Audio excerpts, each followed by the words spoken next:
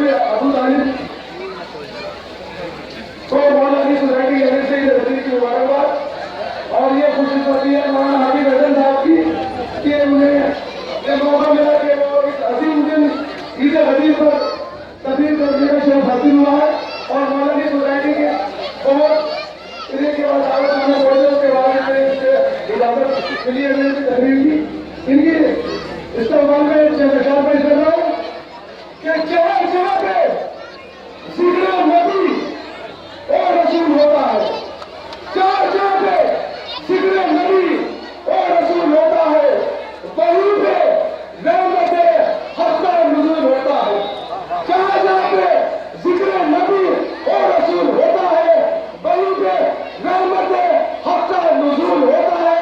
सिवाय इनके खुदा को कबूल कुछ भी नहीं, इन्हीं के सदक़े में सब कुछ कबूल होता है, इन्हीं के सदक़े में सब कुछ कबूल होता है। बस मैं गुजारिश गुजारूं बहुत ही वक्त का ध्यान रखते हुए और अभी मैं गुजारिश गुजारूं कि वो कम समय में अपनी बात को आप तक पहुंचाएं। नारे हैदरी,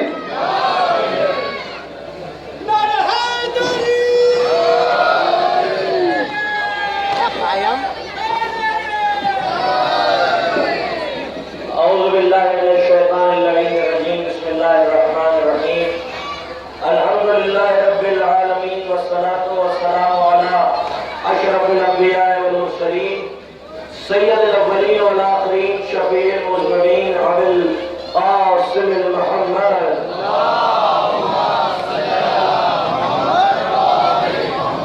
व ख़ातमुन नबिय्यीन व अहले बैतिही अत-तय्यबीन अत-ताहिरीन अल-मासूमीन अल-मज़लूमीन अल-मुंतजबीन व लानतुल्लाहि अला आदाइहिम अजमईन। अम्मा बाद फ़क़द क़ालल्लाहु सुब्हानहु फ़ी किताबिहिल मुबीन व हुवा असदक़ुस सादिक़ीन। बिस्मिल्लाहिर रहमानिर रहीम। अल-यौमा अकमलतु लकुम दीनकुम व अतममतु अलैकुम निअमती व रज़ीतु लकुमुल इस्लाम दीना। सल्लल्लाहु अलैहि वसल्लम।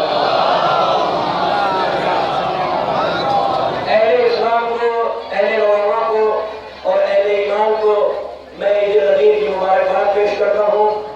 अज़ीज़ान गिरामी, अगर सूरज ना निकलता तो ये ज़मीन झुलस के रह जाती। बस जो हश्र सूरज के न निकलने से ज़मीन का होता, वो हश्र आलम बशरियत का और हक का इस आफ़ताब विलायत के तुलू न होने से होता। यकीनन सूरज मशरिक़ से निकलता है लेकिन पूरी कायनात को हयात और जिला बख्शता है। इसी तरीके से आफ़ताब विलायत और इमामत का ज़हूर रब से हुआ, लेकिन ये वो आफ़ताब हिदायत है जो पूरी कायनात को जिला और हयात बख्शा करता है। इसीलिए ये गदीर सिर्फ मुसलमानों का जश्न नहीं है, इंसानियत का जश्न है, क्योंकि अली शियों की जागीर का नाम नहीं है, आलम बशरियत के फरमाए को अली इब्न अबी तालिब है।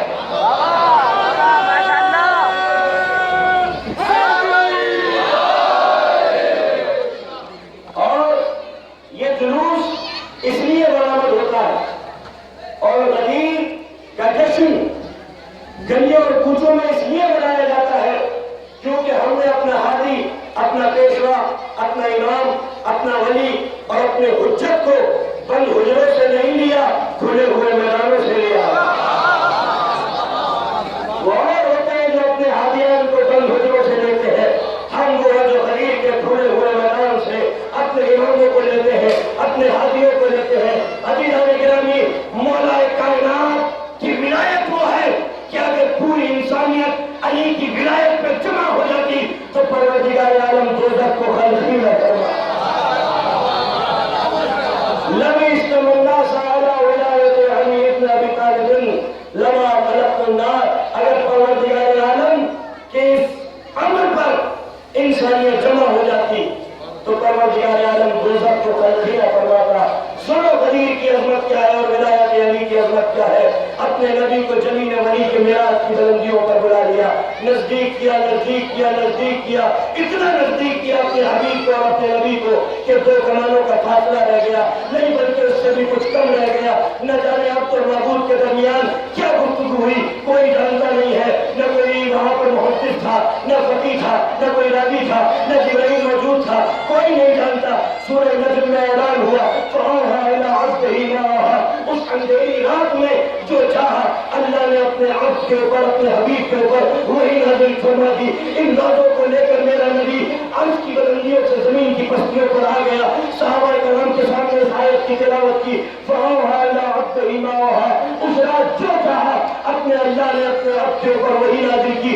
یہ ایک سیکرٹ تھا, یہ ایک راز تھا, کوئی نہیں جانتا کہ معراج کی بلندیوں پر اللہ اور اس کے حبیب کے درمیان کیا گفتگو ہوئی تھی. صحابہ کرام پوچھ پوچھ کر تھک گئے کہ یا رسول اللہ اس آیت کی تفصیل بیان کرے. کیا کہ عرش کی بلندیوں پر پروردگار عالم نے وہ کون سا راز ہے جو آپ کو دیا تھا. لیکن جب بھی صحابہ کرام پوچھا کرتے تھے میرا نبی خاموش ہو جاتا تھا. لیکن نبی نے ان کے میدان میں جب نبی نے اونٹوں کے کٹاروں کا منبر بنا کر اپنی زندگی کا سب سے طویل خطبہ دیا تو ایک مرتبہ اپنے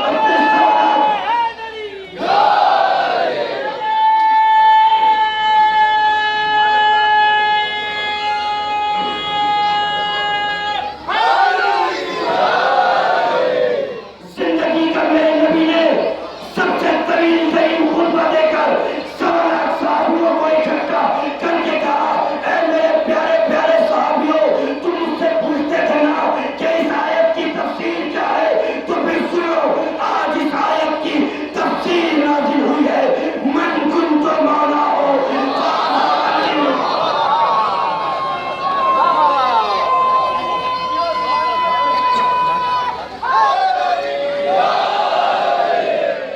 یا ایھا الرسول بلغ ما انزل الیک من ربک فإن لم تفعل فما بلغت رسالتہ واللہ یعصمک من الناس. اے میرے منصبدار, وہ اللہ جو اپنے نبی کو کبھی طٰہٰ, کبھی یاسین, کبھی مزمل, کبھی مدثر, کبھی چادر اوڑھنے والا, کبھی کالی کملی اوڑھنے والا, لیکن نہ جانے کون سا ایسا حکم رہ گیا تھا کہ اللہ کے لہجے نے شدت اختیار کر لی. اے میرے منصبدار رسالت, نہ یاسین کہا, نہ طٰہٰ کہا, نہ مزمل کہا, نہ مدثر کہا, بلکہ کہا اے میرے منصبدار تبلیغ کر دے اس امر کی جو معراج کی شب تیرے رب کی طرف سے نازل ہو چکا ہے.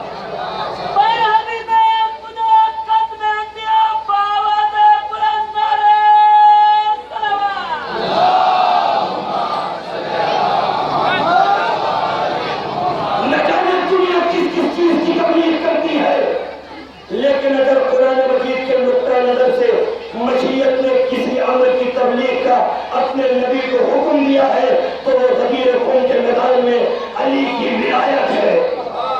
یا ایھا الرسول بلغ, اے میرے نبی تبلیغ کر دے کس چیز کی, ما انزل الیک من ربک, جو تیرے رب کی طرف سے نازل ہو چکا ہے. فإن لم تفعل فما بلغت رسالتہ واللہ یعصمک من الناس. اور اے میرے نبی سننا میرے نوجوان بھائیو, اے میرے نبی اگر تو نے اس امر کی تبلیغ نہ کی تو کوئی کار رسالت ہی انجام نہیں دیا. نماز پہنچا دی, روزہ پہنچا دیا, حج پہنچا دیا, زکوٰۃ پہنچا دی, جہاد پہنچا دیا, امر بالمعروف اور نہی عن المنکر پہنچا دیا, تبرہ پہنچا دیا, توحید پہنچا دی, رسالت پہنچا دی, قیامت پہنچا دی. آخر کون سی ایسی چیز رہ گئی تھی کہ اگر وہ ہے تو سب کچھ ہے, اور اگر وہ نہیں تو نماز ہے, روزہ ہے, حج ہے, زکوٰۃ ہے, نفل ہے, جہاد ہے, نہ توحید ہے, نہ رسالت ہے, بس قیامت ہی قیامت ہے. کون سی ایسی چیز رہ گئی تھی؟ نبی نے 1.25 لاکھ مجمع کو اکٹھا کر کے جو آگے بڑھ گئے ہیں انہیں پیچھے بلاؤ, اور جو پیچھے رہ گئے ہیں ان کو آگے بلاؤ. جب سب اکٹھے ہو گئے تو من کنت مولا ہو فہذا علی المولا. زندگی کا سب سے طویل ترین خطبہ, 3 گھنٹے کا خطبہ میرے نبی نے اس لیے دیا تاکہ حاجی لیٹ ہو جائے.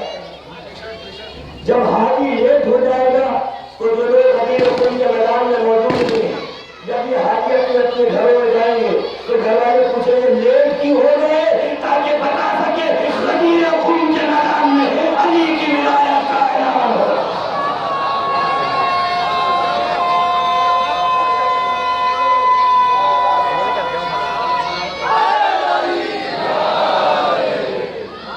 اور جب ولایت کا اعلان ہو گیا تو الیوم اکملت لکم دینکم, آج ہم نے تمہارا دین کامل کر دیا.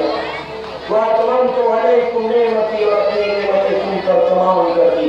वरज़ीतु लकुमुल इस्लाम दीना, और तुम्हारे इस्लाम से राजी हो गया। तो इसका मतलब जब तक अली की विलायत नहीं होती, दीन कामिल नहीं होता, नेमतें तमाम नहीं होती, और उससे परवरदिगार आलम राजी नहीं होता। इसका मतलब जो अली की विलायत का इकरार न करे वो दहशतगर्द तो हो सकता है, मुसलमान नहीं हो।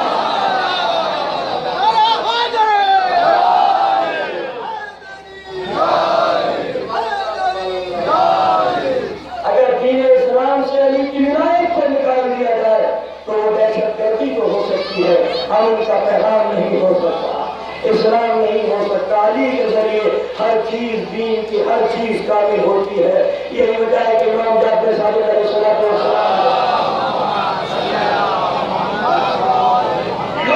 मुसलमानों याद रखो, अगर तुम पूरी उम्र रातों को जाग जाग कर अल्लाह की इबादत करते हो, पूरी उम्र दिन की तकती दोपहर में रोजे रखते हो, पूरी उम्र बैतुल्लाह का तवाफ करते हो, बहुत से ज्यादा माल अल्लाह की राह में खर्च कर दो, अगर अली की विलायत तुमने नहीं तो कसम उस साथ की जिसके कब्ज़े कुदरत में मेरी जान है, तुम्हारे नाक के नखरों में जन्नत की खुशबू दाखिल नहीं हो। अली की विलायत का इकरार नहीं किया तो न नमाज कबूल है, न रोजा कबूल है, न हज कबूल है, न ज़कात कबूल है, न ईमान तौहीद कबूल है, न ईमान रिसालत कबूल है, न ईकान आखिरत कबूल है। अगर अली की विलायत का इकरार नहीं किया, लेकिन नौजवानों आज मैं ये पैगाम देना चाहता हूँ कि हमारे अमाल जब कबूल होंगे कि जब हम अली की विलायत का इकरार करें। विलायत नहीं तो कोई भी अमल हमारा कबूल नहीं, लेकिन मासूमी का कौल है उसूल काफी में कि अमाल जब कबूल होंगे, सुनना आखिरी आदमी, अमाल जब कबूल होंगे तो अली की विलायत होगी, और अली की विलायत जब कबूल होगी जब तकवा इलाही होगा। अगर तकवा इलाही नहीं, तकवा क्या है? हराम चीजों से परहेज करो, अल्लाह के वाजिबात पर अमल करो। तकवा इलाही है तो विलायत है, विलायत है तो हर अमल कबूल है। लेकिन उसके लिए शर्त ये, इसलिए क्योंकि अली का शिया पैदाइश नहीं होता, अली का शिया पैदाइश नहीं होता। शिया के घर में पैदा होने का मतलब ये नहीं है कि हम शिया हैं। अली अंत व शिया तो अली तू और तेरे शिया कामयाब होने वाले हैं। ये वो लोग हैं जो शिया के घर में पैदा हो जाए तो शिया नहीं होते, बल्कि ये अपने नजरियात से शिया होते हैं। जो क्योंकि इमाम ने फरमाया कि हमारा शिया वही है जो अल्लाह का मुती और फरमाबरदार। अगर अल्लाह का मुती और फरमाबरदार नहीं है तो डाक दावे करते रहे विलायत का, हमारा शिया नहीं हो सकता। मौला का शिया गुनहगार तो हो सकता है, जालिम नहीं हो सकता।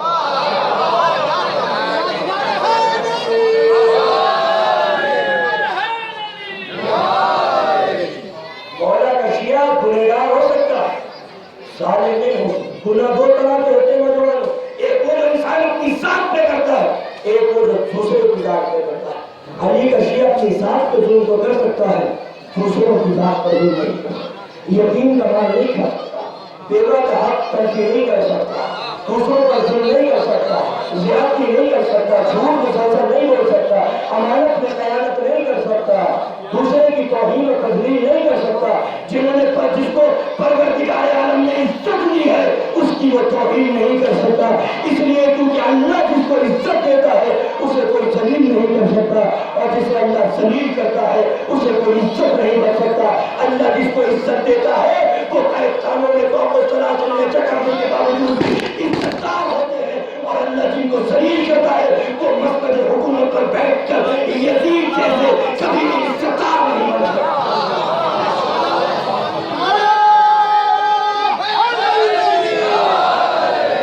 अली की विलायत के दो ही काम थे। ठीक है, हमने कबूल कर लिया मौला अली, इसके बाद अली की सीरत पे अमल करो, अली के नजरियात के कबूल करो। कम से कम देखकर इंसान ये तो कह सके कि विलायत अमीरुल मोमिनीन अली इब्न अबी तालिब के मानने वाले, विलायत रखने वाले, उनकी राहों पर चलने वाले। कुछ तो सीरत का अक्स हो जो इंसान की जात और हस्ती में मौजूद होना चाहिए। ایسا نہ ہو کہ سیرت نامیہ کی ہو اور زبان پہ نام مولا کائنات کا ہو. تو منافق تو ہو سکتا ہے، شیعہ نہیں ہو سکتا. شیعہ وہی ہوتا ہے کہ جس کے دل میں جو ہوتا ہے وہ اس کی زبان پر ہوتا ہے. تو علی کا کام یہ تھا، میرے مولا کا کام یہ تھا کہ ان بات نے اور قوم کی غربت کو دور کیا، قوم کے اندر سے جہالت کو اور غربت کو دور کرنا، ولایت امیر المومنین پر عمل کرنا ہے. ہمارا کام یہ ہونا چاہیے کہ قوم کے اندر سے جہالت کو دور کر دے، غربت کو دور کر دے. جہالت کو اور غربت کو دور کرنا یہ امیر المومنین کا کام ہے. یہ میرے مولا کا کام تھا. ہر امام نے یہی کام تھا، مقصد تھا، منشا تھا کہ انسانوں کی خدمت کرو. دیکھو مولا کائنات نے 25 برس میں کیا کیا. وہ دور سکوت کو دور جمود بے بنا دھوپ ہے، عدت ہے، شدت ہے. شاہراہوں پر مولا کائنات بیٹھے ہوئے بیج بو رہے ہیں. کسی نے پوچھا یا علی جس پر چڑیے بھی اپنے گھونسلوں سے باہر نہیں نکلتی، آپ اس پر کیا کر رہے ہیں؟ کہا میں بیج بو رہا ہوں تاکہ یہ درخت بن سکے، درخت کی چھاؤں ہو، درخت پر پھل ہو، تاکہ جو انسان آئے شاہراہوں پر وہ اللہ کی اس چھاؤں کے اندر بیٹھ سکے، دھوپ سے بچ سکے اور پھلوں کا اللہ کی نعمتوں کا استعمال کر سکے. سمجھ میں آیا کہ مولا کائنات کی زندگی کا مقصد خدمت خلق تھا، خدمت انسانیت تھی. اب اگر علی کے ماننے والے ہو تو علم کے چراغ جلاؤ، قوم سے غربت کو دور کرو اور انسانوں کی خدمت کرو. ہاں عزیزان گرامی، انشاءاللہ میں نے یہ طے کیا ہے کہ رمضان المبارک میں 1 مہینے کے لیے ایک مولانا کا انتخاب کیا جائے گا جو مجالس کے ساتھ ساتھ جشن کے ساتھ ساتھ 1 مہینے تک درس و تدریس کا سلسلہ جاری و ساری کرے گا. اور انشاءاللہ مولا کائنات اور ائمہ اہل بیت کی روحانی اور اخلاقی تعلیمات کسی کربلا میں نشر ہوگی. نوجوانوں سے اپیل کرتا ہوں کہ 1 مہینے اس مولانا کا انتخاب کیا جائے گا، کلاسز ہوگی. رمضان المبارک میں انشاءاللہ افطار کے بعد آپ لوگ وہاں پر تشریف لائیں اور انشاءاللہ ایام اعضاء کے پہلے اشرہ اولیٰ جو ہوگا اس میں بھی انشاءاللہ ایک ایسے عالم کا انتخاب کیا جائے گا. اگلی برس انشاءاللہ جو محرم ہوگا اس میں 14 معصومین کی سیرت پہ وہ ذاکر بھٹی سے پڑھے گا تاکہ سیرت کا اجرا ہو سکے، سنت پر عمل کیا جا سکے.